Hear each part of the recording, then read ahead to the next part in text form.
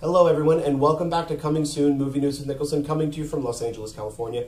This here is a second part breakdown of the Marvel panel that was today at 5:30 Pacific Standard Time. It just ended about an hour ago, and again, as I mentioned in the last video, it was a little bit of a disappointing panel considering what Marvel has done in the past, especially last year with actually Tom Hiddleston coming out in character as Loki and riling up the fans and revealing footage for Thor and the Captain America footage, and it had only been filming, or the Guardians of the Galaxy footage, and it had only been filming for about 12 days. And so it was a little bit underwhelming this year because they didn't announce any future projects. The only thing that they did announce was Guardians of the Galaxy 2, which we knew was going to be happening anyway. And we had already pretty much guessed that it was going to be in the summer of 2017. So, I mean, it was a little bit underwhelming, but the Ant-Man panel actually surprised a lot of people because they did show off a little bit of concept footage from the film.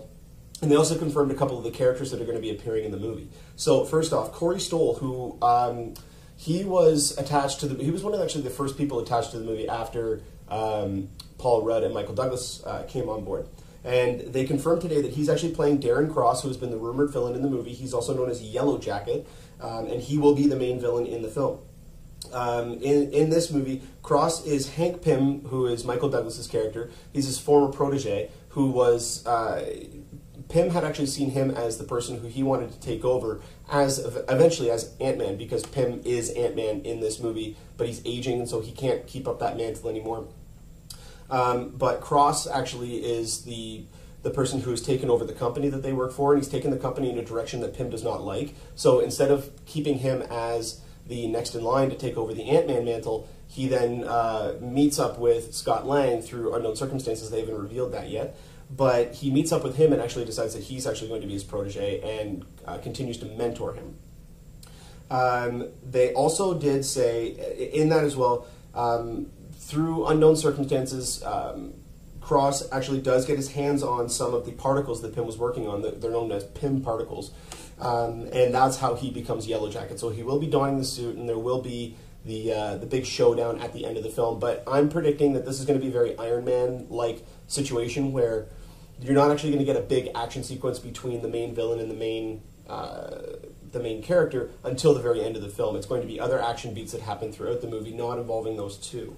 They did also confirm that this is a comedy heist film, so there is going to be a main heist aspect to the overall production of the film. But they also confirmed who Evangeline Lilly was playing, and speculation had her as playing Wasp a while ago, but then that kind of died down.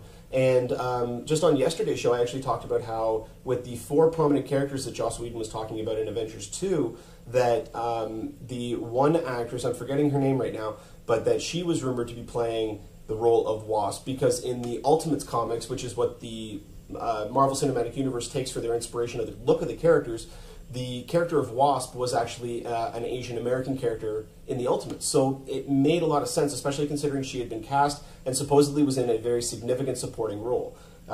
So, I mean, take from that what you will, but they did confirm that she is playing Wasp, but she's not playing Janet Van Dyne. She's actually playing Hope Van Dyne, who is Janet and Hank Pym's daughter. So it's a little bit of a departure from the comics because... unless they establish that Janet was the original Wasp, just like how Hank Pym was the original Ant-Man, then that's not as much of a departure because Hope did become Wasp later on in the comics, but she was not initially that. But that is how they are starting this off. They also did confirm that the filming of the movie will start up again. Will start up again in August 18th in Atlanta. So they only had to delay it about a month and a half. Which wasn't too bad because it was supposed to start filming earlier on this month. And then they actually showed a clip. It didn't have any of the actors actually in it. It just had their voiceover, and it was a fully CGI rendered shot because they obviously haven't filmed anything yet. But they said it was pretty well fully rendered, so it looked very, very good. But it starts off with Michael Douglas narrating over the footage of a lab. So it's a tracking shot through a lab. And he goes, "Superheroes, what a goddamn joke. You're doing this because it's the right thing to do," Pym says to Lang, and Lang follows that with, "I understand," or "I agree." He agrees with that statement, and then it cuts This was the part that got a lot of people excited because it gives a sense of the tone of the film, but it also gives a sense of what we're going to get out of the action, the silliness that they are fully aware of and they are fully taking advantage of. They're not shying away from that, which is a very good thing when dealing with a project like this.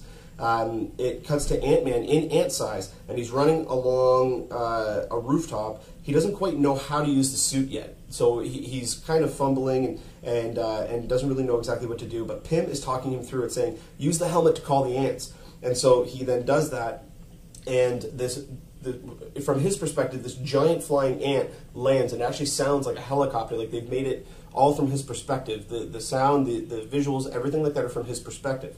And when he jumps on the flying ant, after it lands, it then starts zooming through the cityscape, and you see him holding on, flying onto this thing. Very, very silly, very fun, but that's the tone that they're going for with this movie. It's going to be Marvel's first official comedy with action elements in the movie, but it is a comedy first and foremost. They're going all out with this movie. They really are. Very similar to what they did with Guardians of the Galaxy. It's a risky property. It's unknown, and a lot of the bad press about this film, I'm glad that they actually came out and addressed a lot of this stuff, because unlike what Fox didn't do with Fantastic Four, where they didn't mention anything at all, although a leaked photo of of the Thing has actually gone online. You can find that on my Twitter and Facebook feeds. They're letting everybody know the feel and the idea and the visual concepts of this movie, and really letting people know that, hey, this is not going to be another Captain America. We're not taking the serious tone with this. It's not going to be a political thriller. It's not going to be a space opera.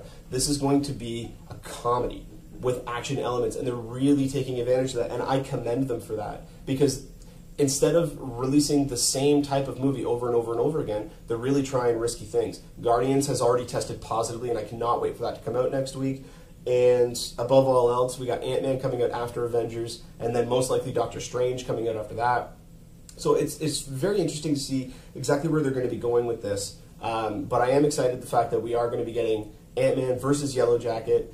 It is very exciting. Let me know what you guys think in the comment section below, and also you can follow me on Twitter at Niklsun, Niklsun, for all of your movie updates. Don't forget to click the subscribe button down there at the bottom corner.